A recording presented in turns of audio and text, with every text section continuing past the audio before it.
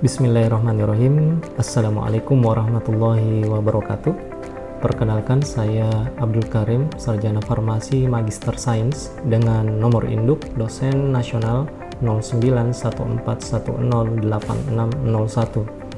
Saya adalah dosen tetap di program studi D3 Farmasi Institut Ilmu Kesehatan Pelamonia, sekaligus sebagai staf Biro Kemahasiswaan Pengelola Pusat Karir dan Tracer Study. Adapun riwayat pendidikan saya menyelesaikan pendidikan sarjana farmasi di Universitas Islam Negeri Alauddin Makassar pada tahun 2009 dan magister sains di program Pascasarjana Universitas Hasanuddin Fakultas Farmasi pada tahun 2015. Sebagai seorang dosen, saya telah menjalankan tridharma perguruan tinggi yang meliputi pengajaran, penelitian, dan pengabdian kepada masyarakat. Sebelum saya menjelaskan lebih rinci tentang sistem pengajaran saya akan menjelaskan tentang mata kuliah farmakognosi yang saya ajarkan. Mata kuliah ini adalah mata kuliah wajib di program studi D3 Farmasi Institut Ilmu Kesehatan Pelamonia Makassar yang berada di semester 2 dengan bobot 3 SKS. Mata kuliah farmakognosi membahas tentang sumber bahan alami, tumbuhan, hewan, maupun mineral yang digunakan sebagai bahan obat. Mahasiswa akan mempelajari teknik identifikasi morfologi, mikroskopis simplisia, pengujian fitokimia, serta standarisasi bahan obat alami. Tujuan dari mata kuliah ini adalah agar mahasiswa memahami prinsip-prinsip dasar farmakognosi untuk menyiapkan simplisia yang berkualitas.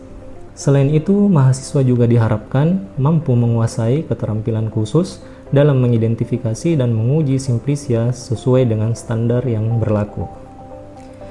Capaian pembelajaran dari mata kuliah ini terdiri dari 7 poin. Pertama, mahasiswa mampu menjelaskan prinsip terkait konsep simplisia, ekstrak, dan senyawa murni. Kedua, mahasiswa mampu menjelaskan prinsip terkait produksi bahan obat dan kualitasnya. Ketiga, mahasiswa mampu menyiapkan dan mengidentifikasi simplisia dan ekstrak tanaman. Keempat, mahasiswa mampu melakukan standarisasi simplisia dan ekstrak tanaman. Kelima, mahasiswa mampu menjelaskan cara pembuatan obat tradisional yang baik. Keenam, mahasiswa mampu menjelaskan metode untuk penentuan aktivitas biologis tumbuhan. Dan yang ketujuh, mahasiswa mampu menjelaskan pemanfaatan tumbuhan dalam pengobatan alternatif dan komplementer. Saya menggunakan sistem pengajaran, delivery, interaction, dan assessment yang biasa disingkat dengan DIA. Dengan tahap delivery, saya menyediakan berbagai materi pembelajaran yang dirancang agar mahasiswa dapat belajar secara mandiri, sehingga mereka dapat memahami materi dengan baik. Materi ini meliputi modul, video pembelajaran, presentasi PowerPoint, dan referensi bacaan yang dipilih dengan cermat untuk mendukung proses belajar. Saya juga menggunakan aplikasi pendukung seperti Google Form, Google Document, Google Drive, dan Quizzes untuk menyediakan akses kepada mahasiswa agar pembelajaran mudah dan terstruktur ke semua materi tersebut, memungkinkan mahasiswa untuk belajar kapan saja dan di mana saja.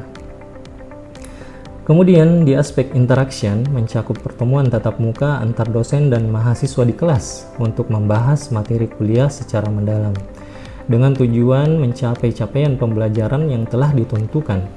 Saya menerapkan sistem Student Centered Learning atau biasa disingkat dengan SCL yang terdiri dari pembelajaran interaktif, diskusi, studi kasus, dan pembelajaran kooperatif. Pembelajaran interaktif dilakukan dengan pemaparan materi oleh dosen yang disertai dengan pertanyaan dan diskusi untuk melibatkan mahasiswa secara aktif. Asesmen mencakup pemberian tugas-tugas terstruktur, kuis, dan penyelesaian kasus untuk mengukur kemampuan mahasiswa dalam menerima dan memahami materi pembelajaran secara objektif. Poin-poin penilaian telah dipaparkan dalam kontrak perkuliahan yang disampaikan di awal semester. Hasil asesmen diharapkan dapat memberikan gambaran yang jelas tentang kemampuan mahasiswa dalam memahami dan mengaplikasikan materi yang telah dipelajari. Proses penilaian ini dirancang untuk memberikan umpan balik yang konstruktif kepada mahasiswa sehingga mereka dapat meningkatkan kualitas pembelajaran mereka. Untuk mendukung kegiatan pengajaran di kelas, saya menggunakan berbagai literatur dari jurnal penelitian yang relevan, termasuk jurnal dari penelitian saya sendiri, jurnal nasional maupun internasional. Penggunaan jurnal-jurnal ini bertujuan untuk mendukung perkembangan ilmu pengetahuan terkait materi yang saya ajarkan di kelas. Demikian penjelasan 3 aspek pengajaran yang saya terapkan dalam proses pembelajaran mata kuliah farmakognosi. Saya berharap penjelasan ini dapat memberikan gambaran yang jelas tentang metode pengajaran yang saya gunakan dan dapat membantu mahasiswa mencapai capaian pembelajaran yang diinginkan. Selanjutnya, saya akan menampilkan proses pembelajaran saya yang saya lakukan di kelas secara luring dalam rangka seleksi Serdos PDD UKT-PT dengan metode Delivery, Interaction, dan Assessment pada mata kuliah farmakognosi yang baru saja saya ajarkan pada semester ini. Selamat menyaksikan. Assalamualaikum warahmatullahi wabarakatuh.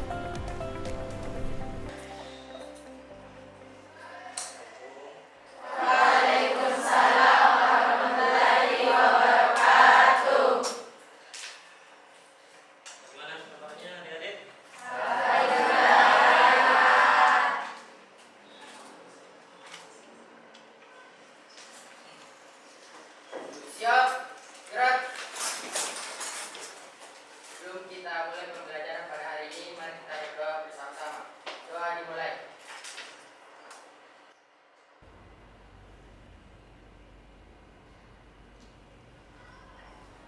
Doa selesai.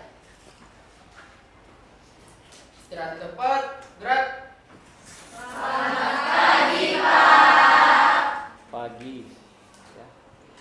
Saya buka dulu. Ya. Bismillahirrahmanirrahim. Assalamualaikum warahmatullahi wabarakatuh. Waalaikumsalam warahmatullahi wabarakatuh. Alhamdulillah, puji syukur kehadirat Allah Subhanahu wa taala yang masih memberikan kita nikmat ya berupa kesempatan, dan semoga semua dalam kondisi sehat ya. Amin ya. Untuk hari ini kita akan melanjutkan mata kuliah ya, farmakognosi ya. Di pertemuan keberapa ini, Dek? Pertemuan ke 8 ya. Nah, pertemuan ke-8. Jadi di kesempatan sebelumnya kita sudah UTS ya, ujian tengah semester, dan ada beberapa materi-materi yang sudah disampaikan sebelum UTS ya. Nah, termasuk pengetahuan tentang simplicia maupun ekstrak. Oke. Jadi sebelum saya memulai kuliah kita, ya silahkan kita absensi dulu ya. Seperti biasa kita absensi menggunakan QR code. Ya, silahkan di scan, Adek. Silahkan di scan ya, jadi ya silahkan nanti dipilih pertemuan ke 8 ya.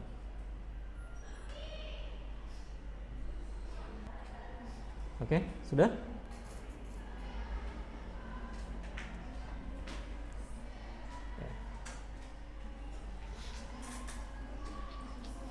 Jadi sebelumnya kita sudah membahas tentang pengertian simplicia ya.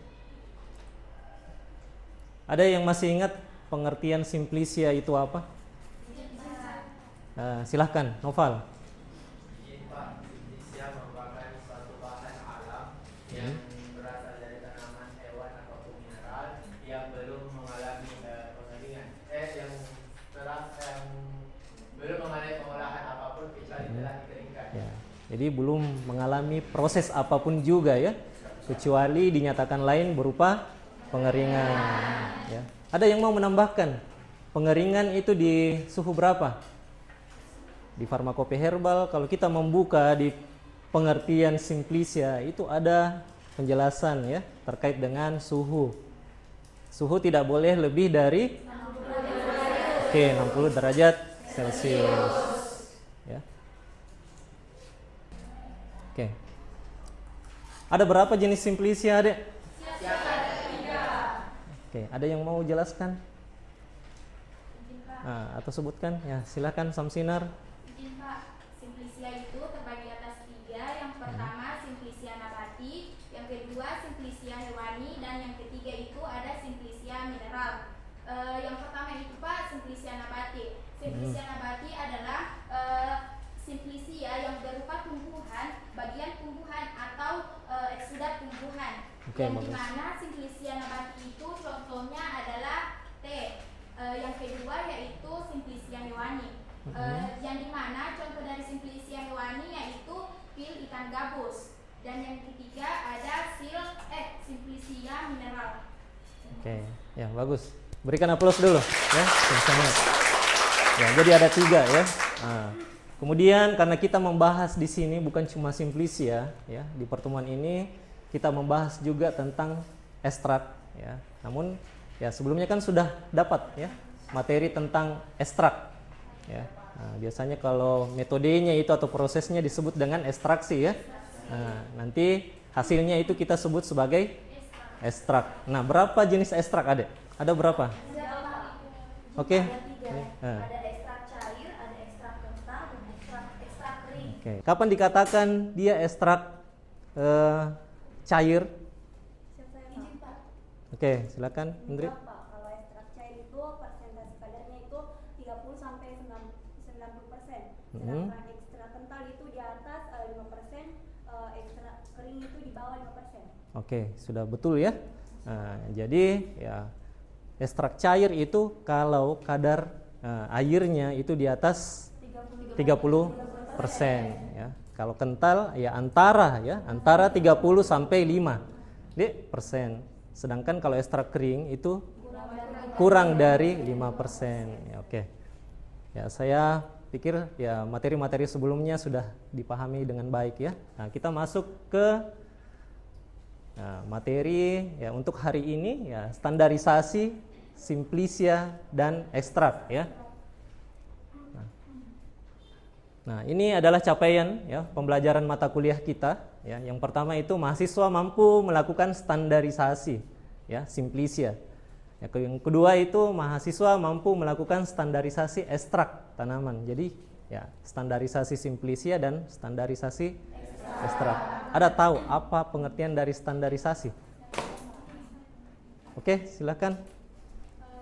Standarisasi merupakan serangkaian parameter, prosedur dan pengukuran mutu dalam artian memenuhi syarat kimia, biologi, farmasi, termasuk jaminan-jaminan batas stabilitas sebagai produk kefarmasian. Ya, bagus sekali ya. Nah, jadi ya upaya untuk menjamin ya kualitas dan mutu. Nah, kualitas dan mutu ini ya di dalamnya itu ada beberapa parameter ya. Ada parameter spesifik, ada parameter non spesifik ya. Nah, kita kembali dulu ya terkait dengan beberapa hal yang mempengaruhi kualitas dari senyawa bioaktif ya.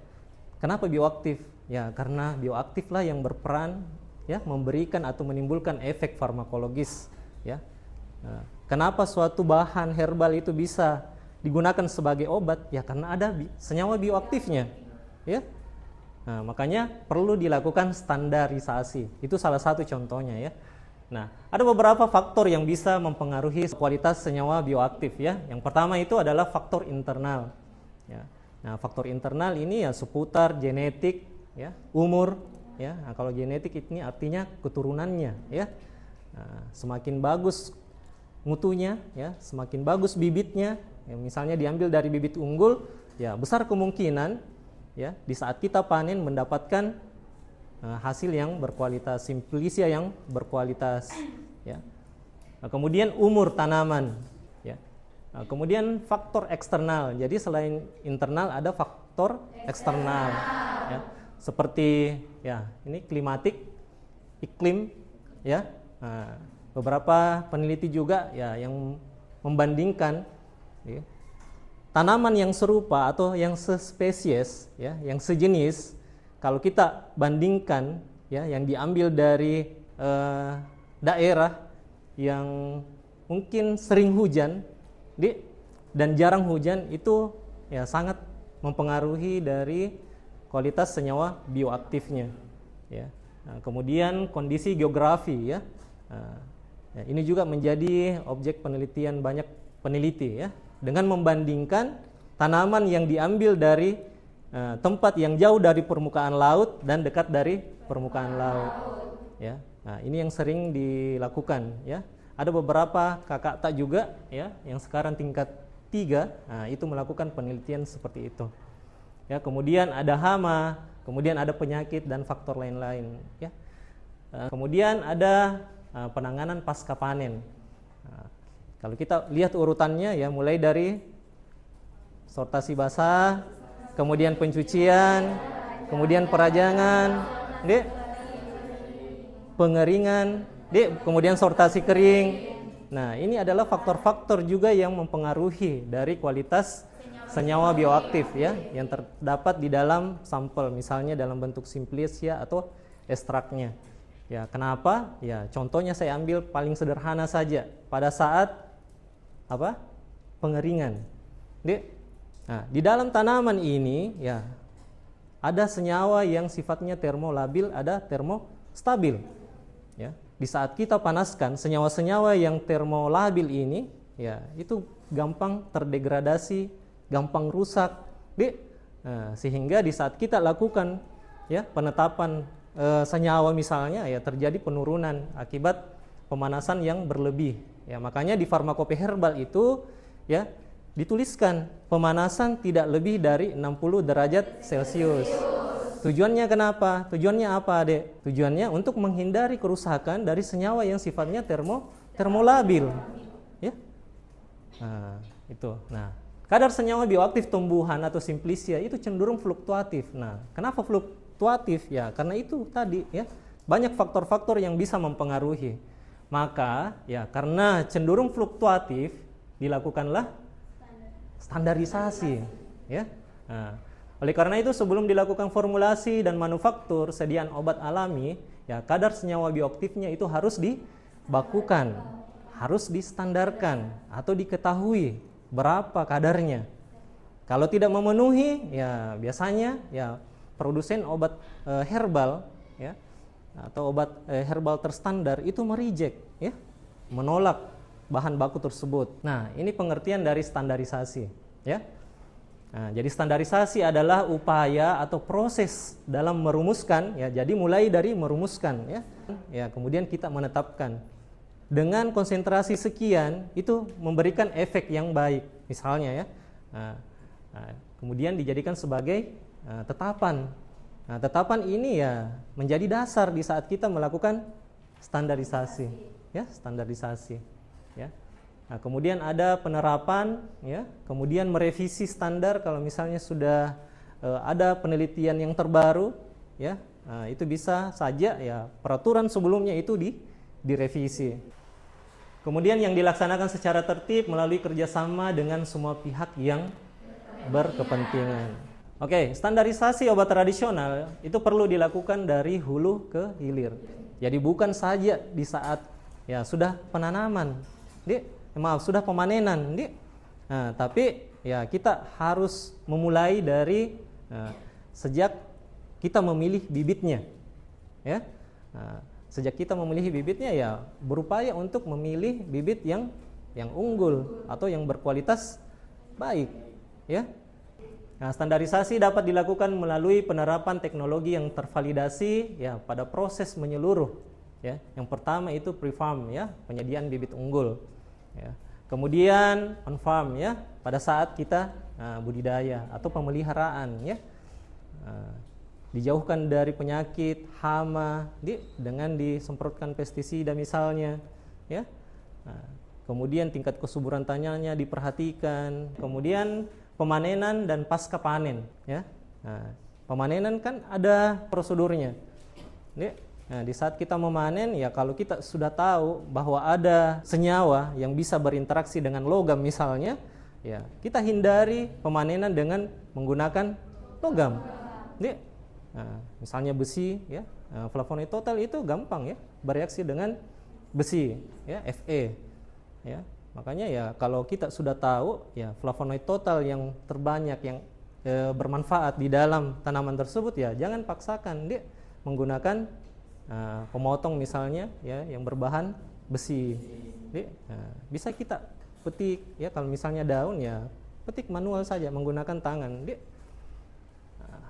Kemudian ada formulasi, ada uji preklinik dan uji klinik ya. Jadi ini harus terstandar ya. Maka saya tampilkan kembali ya. Jadi Simplicia adalah bahan alam yang telah dikeringkan yang digunakan sebagai pengobatan atau untuk pengobatan ya. Dan belum mengalami pengolahan ya. Pengeringan dapat dilakukan dengan penjemuran di bawah sinar matahari, kemudian diangin-anginkan, bisa juga menggunakan alat pengering ya. Bisa menggunakan oven ya. Nah, ini pengertian yang saya ambil dari Farmakope Herbal Indonesia ya, edisi 2 tahun 2017 ya. Bisa menggunakan oven ya, kecuali dinyatakan lain suhu pengeringan dengan oven tidak lebih dari 60. Oke. Nah, kemudian ekstrak ya. Nah, jadi ekstrak ini adalah sediaan kering, kental atau cair ya. Dibuat dengan menyari Simplicia nabati menurut cara yang cocok di luar pengaruh cahaya matahari langsung. Ya. Nah, menyari. Nah, apa pengertiannya menyari, Adek? Menyari, mengekstraksi itu sama ya. Jadi ekstraksi itu ya proses ya, menarik senyawa-senyawa atau komponen-komponen kimia atau bioaktif di metabolit sekunder yang bisa digunakan sebagai pengobatan ya. Nah, itu pengertian dari menyari atau mengekstraksi ya. Jadi prosesnya ya. Nah, kalau menyari biasanya ya, hasilnya itu kita sebut dengan sari ya. Kalau di parameter spesifik ada namanya penetapan kadar sari larut air, penetapan kadar sari larut etanol ya. Sari ya. Nah, karena prosesnya itu disebut dengan penyarian ya, atau menyari. Tapi ya itu tidak berbeda ya, tidak berbeda dengan ekstraksi. Jadi menyari, ekstraksi itu sama saja ya. Nah, kalau ekstrak ya yang didapatkan dari hasil ekstraksi. Nah, ini yang saya sebutkan tadi ya, yang kita jelaskan tadi bersama-sama bahwa ekstrak cair itu kalau kadar airnya tidak lebih dari 30%. Ya, kemudian ekstrak kental antara 5 sampai 30, kemudian ekstrak kering ya jika mengandung kurang dari 5%. Ya. Nah, ini ya yang saya jelaskan juga tadi ya. Jadi standarisasi Simplicia ini ya harus dari hulu ke hilir. Mulai dari penggunaan bibit ya. Sebisa mungkin kita ambil dari bibit yang terstandarisasi ya, bibit unggul, atau biasa kita sebut dengan pre-farm ya. Jadi sebelum kita menanam ya pemilihan bibitnya itu harus diperhatikan. Kemudian GAP Good Agriculture praktis ya. Jadi di saat kita menanam ya harus memperhatikan ya proses-proses penanamannya ya. Bagaimana nutrisinya harus tercukupi, bagaimana kita menghindarkan dari penyakit atau hama ya. Kemudian setelah itu ya didapatkan Simplicia yang memenuhi syarat kualitas ya.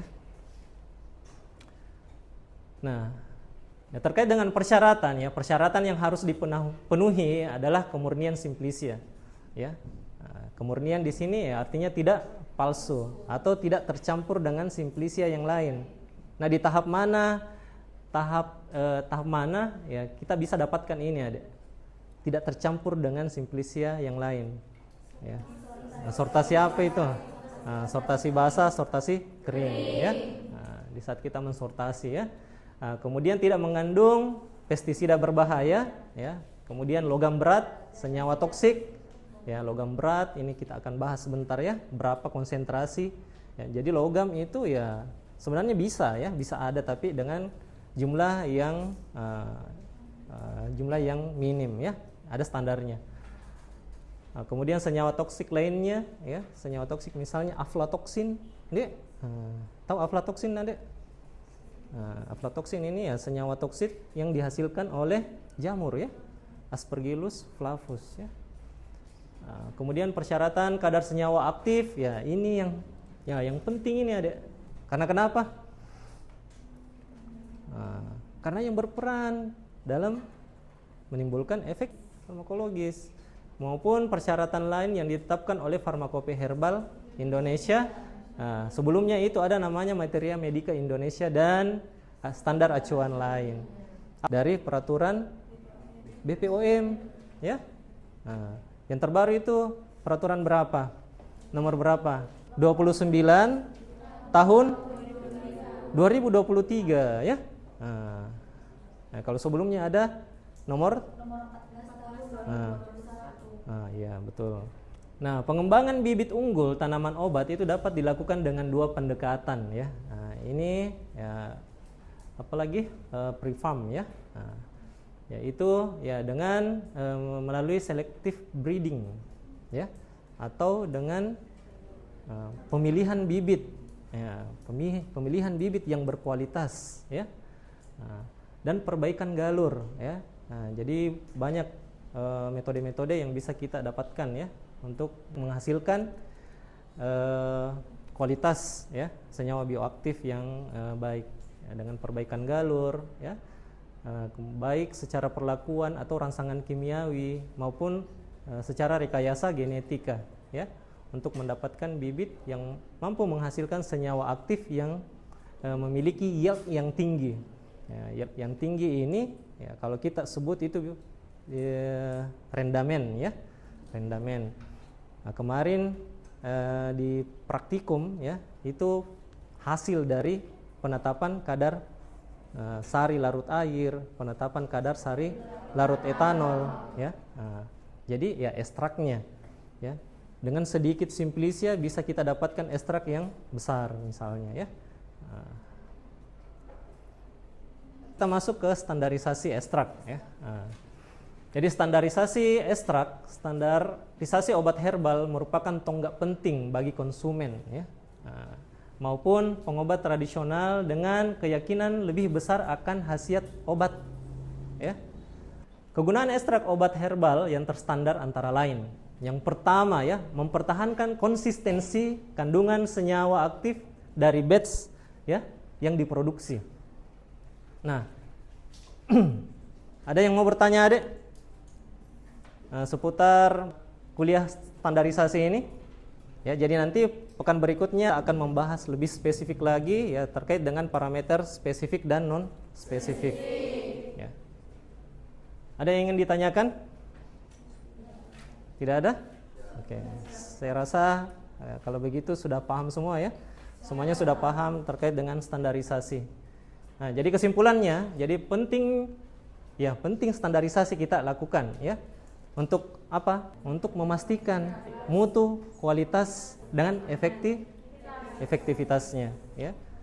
Kita menjamin supaya yang mengkonsumsi produk tradisional itu, ya, mau itu jamu, obat herbal terstandar atau fitofarmaka, ya, terjamin keamanannya, efektivitasnya itu dicapai atau sesuai dengan yang diinginkan. Oke, mungkin itu saja, ya, saya akan memberikan sedikit kuis, ya.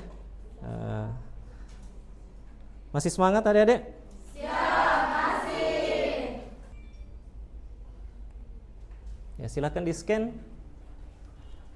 ya, soal kuisisnya.